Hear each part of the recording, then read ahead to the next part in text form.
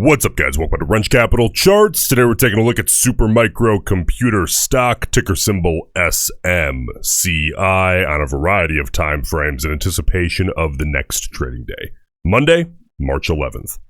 All right, guys, Supermicro computer stock here on Friday finished the day down $19.75 a share. That's minus 1.7%.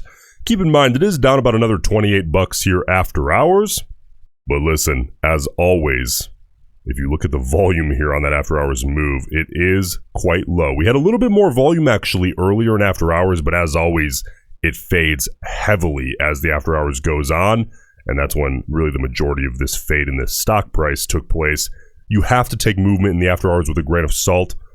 You know, that goes for whether it's confirming your bias or going against your current sentiment, because the truth is stocks are easy to bully. And let alone, I mean, really, as well, they're easy to pump after hours. So always take it with a grain of salt unless there is a business-specific catalyst in the after hours that drives volume to meet or exceed that of the intraday volume consistently throughout the after hours, or at least for a big chunk of time. Now, of course, here also on Friday, we did hit a new all-time high in the morning on SMCI, and we saw a little bit of a fade. Again, minus 1.7%. We have seen crazier things out of SMCI. It's a volatile name, so a little bit more of a timid day on Friday for this stock. But let's get started here by taking a look and doing our daily ritual, our volume profile analysis here on the 5-minute chart. Listen, if you have not done so already, please subscribe to the channel. I had a goal set last night to hit 4,000 subs by market open Monday. We've already blown that away. Thank you guys so much for the help in obtaining that goal. But I appreciate you guys jumping aboard and subscribing to the channel here. So, on the volume profile, again, the 5 minutes, my favorite chart to do this on. I think it's the most contextual and it makes the most sense from a time frame perspective to look at. We get all of the little moves that I want to be aware of, but we also get more beefed up volume candles in comparison to the 1 minute chart, for example. So the move that I'm primarily interested in, because what I'm looking for is big jumps or changes in volume that correlate with a big obvious move in stock price, but it has to be looked at through the lens of like, is this actually contextual for time of day? For example, off the open, we expect bigger volume off the open. We then expect usually a U shape with the close being somewhere around half, somewhere roughly within that range, you know, as high, I suppose, as much volume as the open. That's like a general, really basic volume profile on really most stocks that have considerable volume in the market. So, for example, you know, we can't just look at the open and be like, wow, look at all that selling volume there, because we expect that. That's contextual, right? So I think that's the piece a lot of people miss, is the context of time of day. So in terms of moves, what I'm really interested in here is going to be this fade off of that all-time high of 1229. I mean, man, we'll talk about this on the daily, but this thing has been a monster making these upside tests and you know, in the last few weeks especially. We take a look here. I want to see that move that moved into off the intraday lows and then into the consolidation into the close, which consolidation into the close is, you know, for me, I remember saying this a lot in this style of video on the main channel years ago. Consolidation into the close is not a bad thing as long as you're not seeing, you know, a 12% red day and you're heavily bullish. It's a sign of comfort. And when you've had a run like this stock has, I'll take comfort, right? But what we need to do is look at the volume on these two moves and see, can we pull anything out of that? So what I want to do is really I want to start with the first move here, that fade off the all-time high of 1229. And if we look here, what's actually really interesting is we saw a lot of little pumps in volume. But what I'm typically looking for is big consistencies, like for example, 3, 4 consistently higher 5-minute bars in terms of volume. But what we saw is like a couple of bars and then big fade. 1 bar and then a big fade. However, the fades happen to be on the green candles pretty consistently until you get later in the move here where you see just random fades in the selling pressure and then big spikes. So while it's not as clean of a volume profile to the seller side for me to say, wow, you know, this is one of the better bearish seller profile moves I've seen in the last week, it's certainly not, but it would be, I think, biased right, to sit here and say that the bears didn't win that move. Listen, we have to give that one to the bears. They kind of won that fade off the all-time high, but that came after an all-time high. So what we really have to consider is that bears, or is the more reasonable expectation or explanation some profit taking in line with Nvidia's big fade that we saw on Friday? You know, you start getting that bearish momentum to the downside, right? And a stock like SMCI is bound to follow a stock like Nvidia when it has a bigger move like that. When that momentum picks up, like we saw that one bigger 5-minute bar on Nvidia that really started to pull away downside, it starts to trigger a little bit of fear, right? Fear of those paper gains leaving, fear at the institutions, fear at the funds. You know, the algorithms are programmed to look at things like that, and they're programmed by emotional human beings. I think a lot of people forget that, you know, the robots are just programmed by people. So, I mean, for me, that intraday sell-off, I think, is pretty reasonably explained by that move in Nvidia. But the volume profile, again, it's choppy, but there is something there in terms of increased volume to the downside. But again, Nvidia being a play on Friday with some outsized volatility, I'm sure contributed to this move in Supermicro. Okay. Now, in terms of this bounce off the intraday lows of 1092, I mean, listen, there's a little bit of something there, right? A little bit of increased volume. I don't know, maybe 30, 40, 50% additional compared to what we might be contextual on any given day during that time of day. You know, I'm considering that it's there, okay, but nothing groundbreaking there on that upside move. Now, let's move on here and take a look at the psychological self-fulfilling prophecy levels that I'm paying close attention to here come Monday's trading day. You can see that I'll say that we gave up the 50 period here on the 30-minute chart on Friday. Again, remember, we struggled with it on Thursday, reclaimed it into the close, and then gave it up on a bit higher volume on Friday. So that is a clean downside break, but that now leaves us just, you know, about halfway in between this clean channel on the 30-minute chart of that 200 period moving average and that 50 period moving average, by the way, two heavily important self-fulfilling prophecy levels, the most heavily used indicators we could possibly put on a chart on a popular time frame such as the 30-minute chart. A lot of people watching this. You know, pretty simple thing that I'm looking for here from both perspectives. If I'm a bull on Monday, any downside test of this 200 period moving average, which currently is sitting, I don't know, approximately 3.7% to the downside, I don't mind, you know, if we see lower volume, medium volume, average volume, or even a little bit higher volume on the test. I really don't mind either way, but I'd like to see a bounce from a bullish perspective on higher volume. I want that definitive move rejecting that break.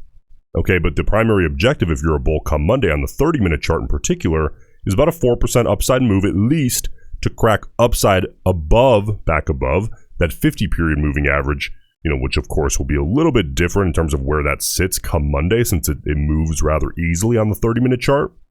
But a rip upside through that level, and then ideally, and that would be on high volume ideally, a retest on average or below average volume would be beautiful if you're a bull. And then back to higher volume on the pull away upside, heading back up toward that all-time high. Bears, similar. Any volume really on a retest to the upside of that 50 period, you're going to want to see a higher volume rejection, a clean downside reject of that reclaim as support. But your primary objective come Monday is going to be a high volume break downside through the 200 period moving average, ideally like a lower below average volume retest, because I always like the confirmation right on both sides of the ball, so to speak, and then a higher volume back to high volume on the rejection, right? Kind of claiming that 200 period as a level of resistance here in the very short term. Now, moving on here to the 4-hour chart, let's take a look and see if this thing is in play here, and it somewhat is. Let's take a look. What I'm primarily paying attention to here, you can see that 50 period is about 11% away. So listen, bears, likely a catalyst would need to be involved to see a retest of that. That is even for SMCI as of late, that's a relatively outsized move. But really the story here on the 4-hour chart is that 50 period heading in. It's right now, it's about 986, 987-ish. Bulls, one thing I'm paying attention to here on the 4-hour come Monday. I would ideally like to see that 50 period get above You know what I'm going to say, right? Get above $1,000 a share. Okay. That $1,000 a share level is the most psychologically important level here on this name. And if I'm a bull, I just want as many psychological barriers as possible. I mean, this is a 50-period moving average on the 4-hour chart. Half the world who cares about this stock is looking at the same chart. As many psychological barriers as possible, beefing up that $1,000 level. As a bull, I'm thrilled about that, right? I want to see that get above come Monday. And we're now within range where that's certainly a possibility. We may see that pop above $1,000 a share on Monday. Bears, we're getting pretty close. We're within 15 points of that 50 period, getting above 1,000. But, you guys kind of saved by the bell. You would love to see that thing flatten out kind of just ahead of $1,000 a share, right? Keep that level from getting any more beefed up, because I would think as a bear, your primary goal here in the near term is to get this thing back below not only 1,100, but 1,000, right? Make this a 3-digit stock yet again. All right. Now, the most important chart of all is always going to be the daily here. It's the most contextual. It has the most eyeballs, and I think it tells the most obvious story, which is the story I want to pay attention to, being a believer that all this TA really is nothing more, nothing less than a self-fulfilling prophecy, and that's exactly the way I want it. Now, again, understand that this is the daily chart. It's not going to show any after-hours movement. So the close at about 1140, stock's about 1120-ish, 1110, 1112 in the after hours. The obvious story to me on this chart, again, really the only one I care about, is kind of 3 levels, but really kind of 4 levels. Because SMCI is a volatile name, so we have to consider a lot of different scenarios here if we end up seeing an outsized day. The number one level I'm looking at, absolute most important in my head come Monday, number one, $1,100. I think we're going to see a battle of $1,100. If we see a retest of it at all, bulls, ideally, you guys would like to just obviously see a pull away back up toward 12 and not even bother with 11. But if we see a test of 11, I expect it may be a battle, right? Some higher volume around that level. Okay. Bulls, going to want to see a higher volume hold of $1,100 a share. Because ideally, I don't really want to open up a test of $1,000 a share if I'm a bull. I just want to have 11, keep us away from that area, which we've seen the last 3 trading days. And prior to that, 1,100 was treated as kind of a resistance level, wasn't it? Hold $1,100 a share, use that as kind of a trampoline for a high volume pull away back up toward that next level, 1,200. And the all-time high, 1,230, 1,229, 1,230. That is that kind of other level that I was discussing, but that 4th level. But truthfully, on a stock like this that's been making all-time highs so consistently, I really think the all-time high becomes psychologically a little bit less important. And someone like me, and I think a lot of traders have kind of the same mentality, psychology, which is really all we're interested in here in the very short term, kind of just tend to look at the round numbers, right? Again, on a stock that's making all-time highs so consistently. So bulls, hold 11, use that as a trampoline to make a move back up toward 12, and ideally bust up through 12, through that all-time high. 1,300 is kind of that next area to watch. Now, bears. It's even more simple for you guys, right? The bulls have 11 right now. Okay, we're above $1,100 a share, whether you look at the close or the after hours. Bears, you're going to want to see a hard downside break through 11, and similar to like the moving average move, this is very common. You'll see this move a lot on a variety of charts. Downside break of 11 on as much volume as possible if you're a bear. Lower volume retest of 11 to confirm, and a hard high volume rejection. That claims, as long as it's definitive and we see a close, continuing that move, at least 1 day close, if not a couple of days worth of close, because this is a bigger macro level. I'm not talking about 15 minutes intraday, totally different thing. But reclaiming $1,100 as a resistance level, if you're a bear, is a beautiful thing come Monday. Because again, ideally, if you're a bear, your eyes are set on 1,000. You want to break downside through 1,000 and really start to discourage the bulls. If you're a bear, that's what you're looking for. Bulls, how do you discourage the bears? You hold 11, you hold 12. Right? And then, we have to start talking about 13 at some point, so we might as well toss it in there. But for me, primary level to watch on Monday is $1,100. Okay, whichever side you're on is the side you're on. Now, let's take a look. My favorite part of the video here, let's take a look at what was the options traders' bias from Friday. So this is all volume from Friday as they position themselves heading into the weekend and into Monday. So we had 414,000 total contracts traded. Pretty good sample size. We can get some good data out of that. We had 230,000 calls and 184,000-ish puts. Okay, so a slight, it's not overwhelming by any means, but a slight call side bias here in the overall call put ratio.